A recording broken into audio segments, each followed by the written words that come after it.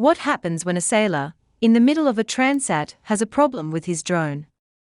Well, Kiwi Conred Colman fixed his dilemma by using an innovative solution. It was good Kiwi problem solving.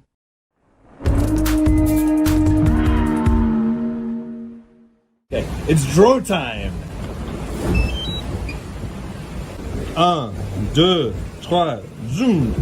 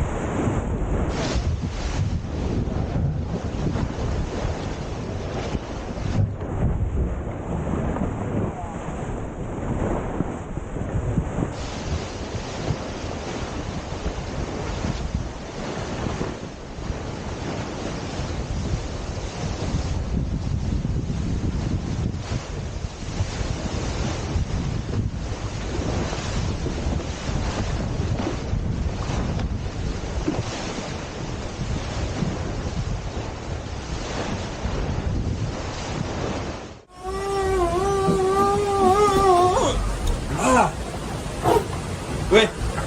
En fait, c'est pas un drone de dessus. Tu crois qu'ils auront compris, Conrad? Je pense que ça pense à bien, non? Oui, ben voilà, comme vous avez remarqué, c'était pas vraiment du drone. Le premier drone a loupé son premier atterrissage. Mais bon, on a trouvé d'autres solutions pour vous proposer les plus belles images de l'IMOCA, mailbox, etc. et mes samlines.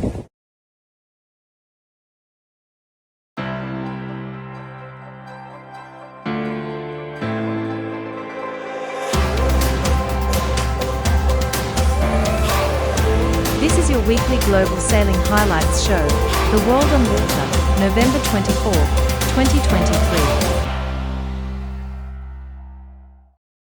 For its 16th edition, the Transat Jacques Vabre Normandy Le Havre has once again heading to Martinique. The Bay of Fort-de-France will welcome the arrival of the longest and most demanding duo transatlantic race, with the promise of a great spectacle. This is the latest daily report at the time of our editing. It's for November 22nd. Que ce soit pour une voile déchirée ou une baume cassée, les avaries peuvent parfois mettre un point final à une route du café, mais certains duos ont décidé de s'arrêter pour réparer et de reprendre la mer, à l'image de Groupe Apicil. Après un stop de 36 heures à Lorient, le duo Damien Seguin et Laurent Bourguès a réalisé une remontada impressionnante et termine à la 15e place en IMOCA. De toute façon, on n'avait pas le choix, hein. Il fallait faire cette course, fallait repartir, la terminer et on avait des beaux objectifs devant nous. Merci aussi à toute l'équipe là, qui ont taffé comme des oufs, on les a déjà remerciés 1000 fois mais on pourra le refaire encore. Puis ouais, toute l'équipe de Guyot aussi pour cette bombe express. Voilà, on lui a laissé quand même le privilège de rester devant nous. Pour chaque duo, arriver dans la baie de Fort-de-France, franchir la ligne, peu importe la place, est déjà une victoire. Je crois que toute l'équipe a la larme à l'œil parce que tout le monde a énormément bossé. Nos sponsors nous ont pas lâchés malgré nos 2 dématages. Et putain, qu'est-ce que ça fait plaisir de voir ce bateau de l'autre côté. Et si les bateaux peuvent souffrir, les corps des marins, eux, subissent.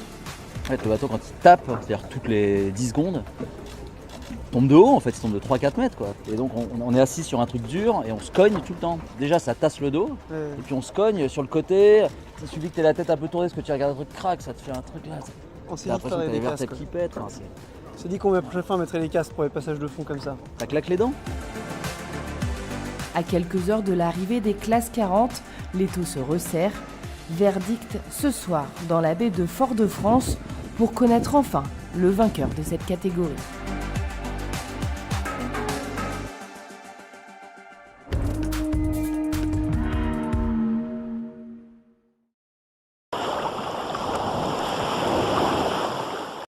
We recap from the Star Sailors League Gold Cup finals in Gran, Canaria.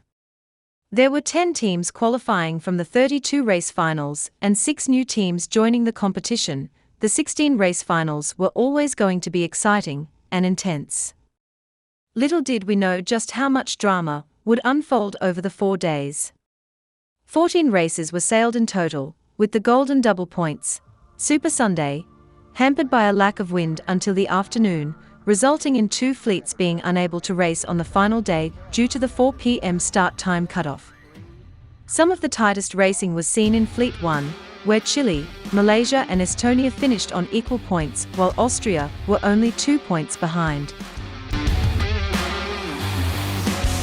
It was another exciting round as we end the 16th of the finals of the SSL Gold Cup Finals Series.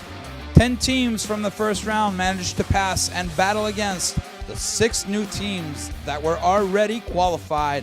Each subsequent round, half of the teams will go home until we are left with the crowning of the first ever Nations World Champion. In this round, we saw more aggressivity from all teams, not hesitating to shut the door on the starts. Teams having to go around and take portside starts, the pin boat narrowly escaping getting cut in half. Massive gains and losses, jibing battles and photo finishes. This round had it all. In Fleet 1, after 3 races, there was an unbelievable 3-way tie between Chile, Malaysia, and Estonia. All 3 teams had 8 points. Austria, not far behind, was trailing with 6 points. Chile is the first of the 3 teams tied, thanks to their first win and 1 second place. Malaysia is second of the 3 tied teams, thanks to her aggressive starts with her 1 win and 2 third-place finishes. Estonia is the third of the 3 tied teams with her 1 second place and 2 third places. Austria is fourth, even though they won a race, but their 2 fourth places meant that they put in only 6 points on the leaderboard. In Fleet 2, we saw Hungary pass on to the next round, putting a decisive lead on the finishing boat and securing their lead. Tahiti also moves on to the next round. They came into this 4th and last race as the overall winners, winning 6 of the 7 races they sailed. They had a hard time coping with the pressure and spent most of the last race in last place. In the end, managing to get it back together and climb back up to 3rd place, securing their spot into the next round. Finland sailed well, but it was too little too late. They finished 2nd, but it wasn't enough to go on. Bermuda finished last on the final day, and they too are going home. In Fleet 3, Portugal was behind the entire 4th race until they made the remontada of the day, coming back from 500 meters behind, and in last place they found some wind and managed to come back and win the Golden Day, giving them 8 points and allowing them to go through to the next round. The Republic of South Africa finished 3rd and benefited from the Croatian team's 4th place to be able to climb onto the podium, and they too are going on to the next round. Antigua and Barbuda, even though they sailed well and led the whole race until the last 100 meters, didn't have enough points to go through to the next round. Croatia came into the last race as the fleet's leaders, but they finished last, and they too are not going on to the next round. Fleet 4 wasn't able to sail the 4th race, so the teams qualified were based on the scores of the first 3 days. Lithuania and Slovenia both pass on to the next round as Canada and Japan are going home. So the 8 teams that have now qualified to go to the 8th of the finals are Team Hungary, Malaysia, Lithuania, Tahiti, Republic of South Africa, Chile, Slovenia, and Portugal. Those teams will be facing the USA, Argentina, Poland, Brazil, Switzerland, Norway, Sweden, and France.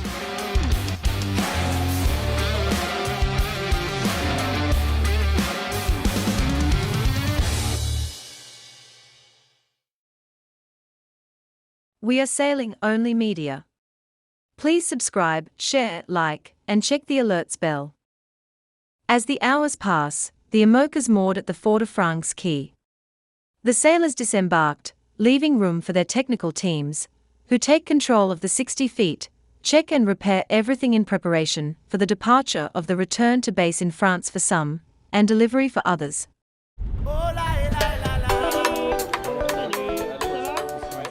On commence à faire le check du bateau. Donc on fait tout le tour de toute la structure du bateau et on inspecte, on fait un peu de tapping, on fait un peu d'ultrasons et pour savoir dans quel état est le bateau. On envoie un écho, on écoute comment ça ressort de l'autre côté et ça fait pas le même bruit si on est sur une matière en fait qui est dense ou s'il y a une bulle d'air en fait derrière. On compte à peu près une journée à deux pour tout faire, tout le bateau. J'ai checké la mare et tout pour voir si tout va bien. C'est plutôt positif. Hein. Alors je suis pas encore allé à l'intérieur. Ouais, ça sent l'homme quoi. Hein, nettoyage, les cirés là on fait prendre l'air et puis ça va partir en nettoyage. Straight away we had some sail issues first night and then quite a lot of like chafe problems and running rigging where we sort of uploaded, but obviously upgraded the boat with foils and stuff. So. La job list, il reste quelques points parce que les différents fronts passés, il y a quand même eu un petit peu de dégâts, mais sinon la job list est relativement claire. Corentin et Benjamin. Je vérifier un certain nombre de points dans le bateau, dont entre autres des plombs sur du matériel qui doit être déplacé. On va faire le ménage quoi. Premièrement, on sort les poubelles, etc. Après, c'est chiffon avec un petit peu d'eau et puis on passe tout le bateau au crible. On a eu pas mal de casse quand même, mais on a réussi, on avait tous les ingrédients à bord pour concocter à chaque fois une petit mélange magique qui faisait qu'on arrivait à tout réparer. On avait déjà qui est arrivé des voiles de convoyage qui arrivent par conteneur et sinon tant pis on rentrera au ralenti. Hein. Effectivement c'est le Black Friday chez North cette année.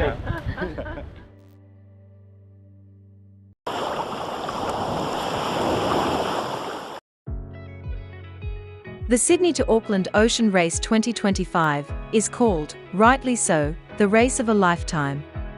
The principal organising club, the Sydney Pittwater-based Royal Prince Alfred Yacht Club, together with Auckland's Royal Akarana Yacht Club, invite competitors to participate in the Sydney to Auckland Ocean Race 2025, starting on 11th of October.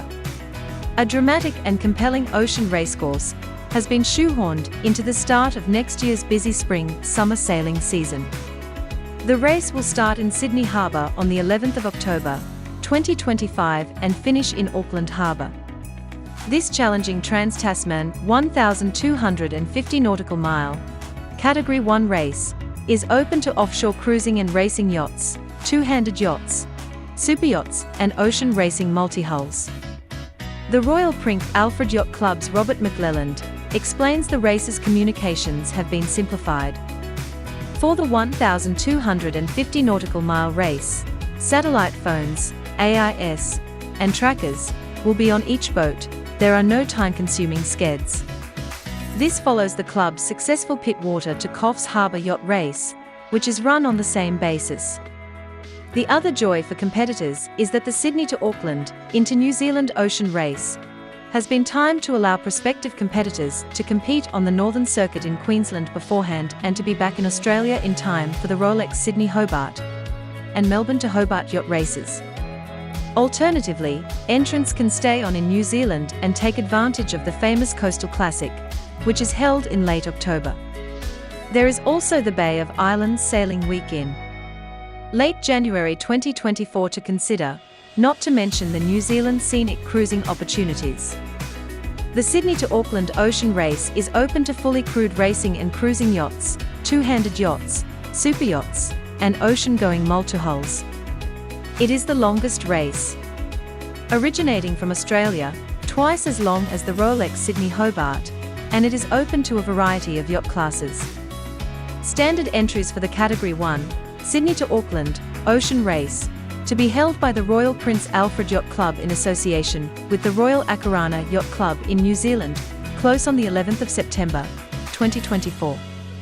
The Royal Akarana Yacht Club is one of New Zealand's oldest yacht clubs, and occupies a unique place in this country's recreational sailing history.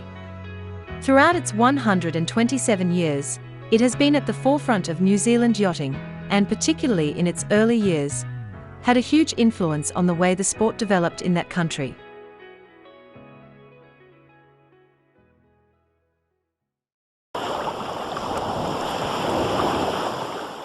And it was their off to the land down under for the Clipper race fleet. The race for Marlow Roaring Forties Challenge is underway after a heated race start in Cape Town. The fleet is making its way through the Roaring Forties and already encountering some pretty wet and stormy conditions. It's a 3.5-week race, and who knows what's going to happen. It's departure day, we're all Southern getting ready to Ocean, leave and here head they to come. Australia. We're excited, super excited to be getting out sailing again.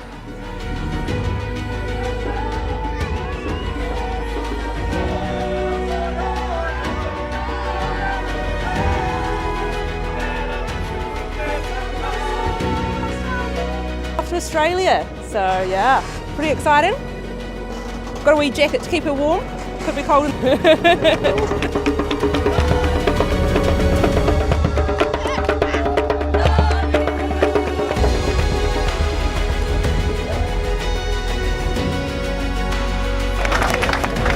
Well, we're about to slip the line to start leg 3, race 4. This is very exciting. Little butterfly in the stomach. Victor 3-1, slip your lines, slip your lines. Goodbye, everyone! Goodbye!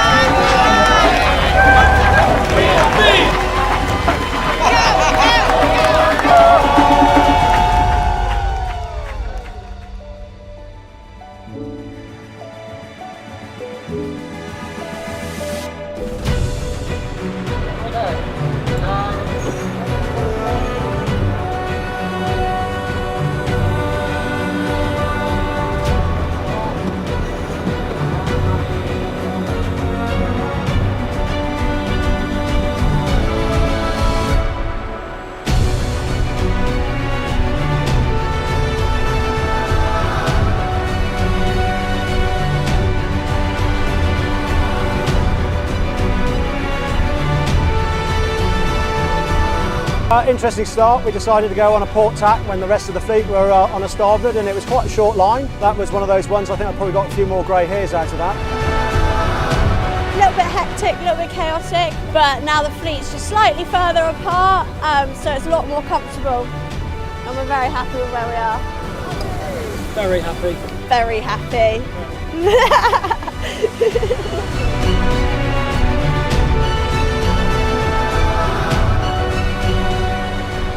Well, let's go, let's do this. I mean, it's 3.5 weeks and who knows what's going to happen, but we're all excited, we're all pumped, and yeah, bring it on.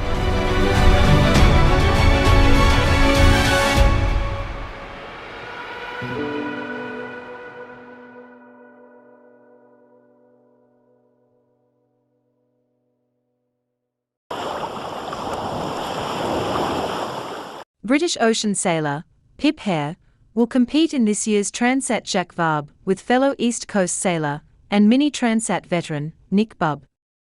This will be the first race for the newly refitted Medallia as Pip begins her preparation for the 2024 Vendée Globe race, the non-stop solo circumnavigation.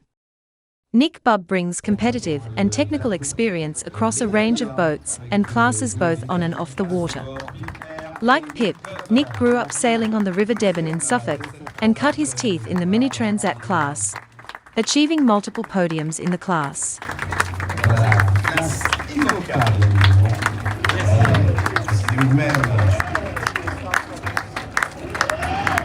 Monsieur, vous avez fait 200 000 vues sur les IMOCA, qu'il faut se la ramener. Très gentil. On respecte le français un peu. On respecte. Et oui, je suis gentil. Olé! Olé! Olé!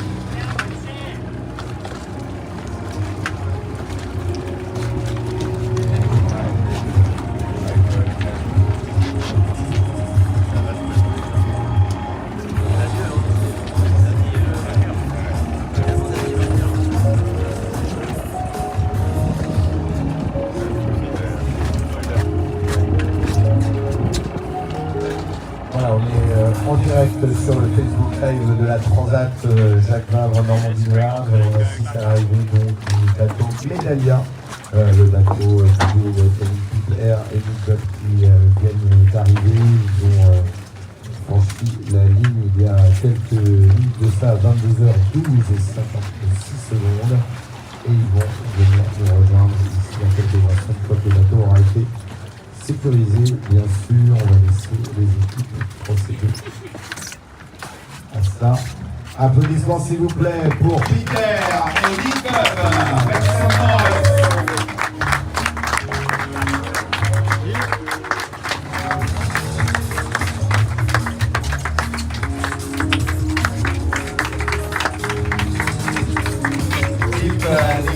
Congratulations first with the president. Le directeur de la Transat l'association Martinique Transat pour mettre le coco, on va remettre les fruits, bien sûr, dans quelques secondes, les fruits qui sont là. Voilà, on essaie de se faire de la direction course, accompagné par Damien de Longueville, président de l'association Martinique Transat. Lui remettre les fruits. Et un maximum de bruit s'il vous plaît pour Canaria.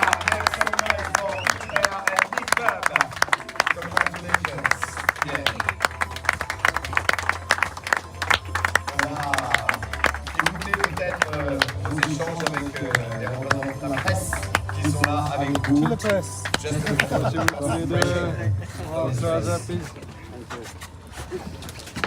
Andy? So, 12th in the route drum, 12th in the Transat Jacques Vabre.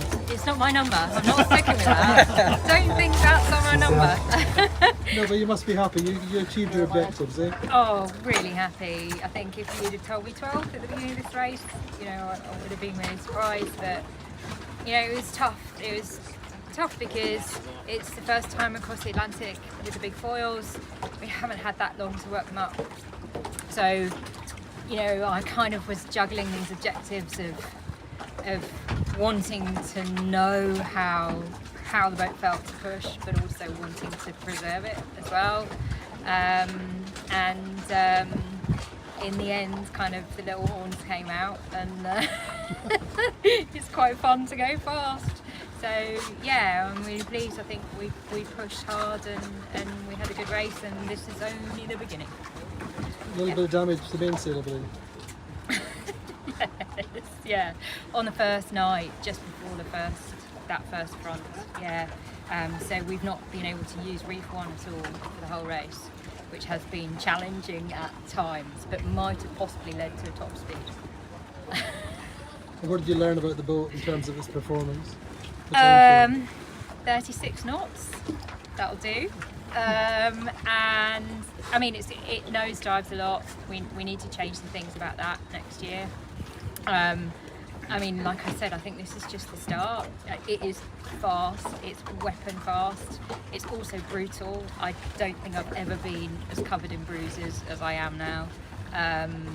But yeah, it's a whole new level, and I'm really, really proud of my team and the work that they've done this year to make this boat latest generation, because I think it's really worked.